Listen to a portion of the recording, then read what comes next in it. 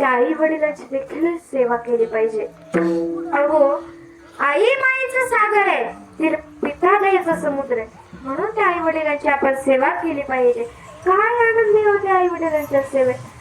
अहो, आज आई आणि वडील दोघंही एकदम सेवे. आई ही पृथ्वीपेक्षा देखील मोठी आहे आणि वडील हे आकाशापेक्षा देखील उंच आहे. म्हणून त्या आई वडिलांची सेवा करा.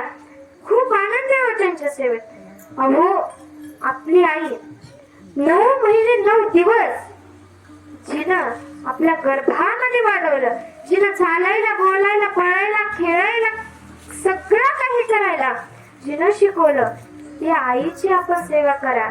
अहो, ज्यांनी आपल्या अंगातला फाटका बनी न बघता आपल्या मुलाला 2-2 हजाराचा ड्रेस दिला ना, त्या वडिलांची देखील सेवा करा. अहो, आपल्या पायामध्ये फाटकी चप्पल आहे, कधी कधी तर वाहनच नाही, पायात चप्पलच नाही, पण माझ्या मुलाला उन्हाळ्यात पळू नाही, त्याला चटके बसू नये, त्याला कुठं काटा टोचू नये म्हणून 2-2 हजाराचा बूट पुरवताना तो देखील बाप असतो, हे आपण लक्षात घेतलं पाहिजे.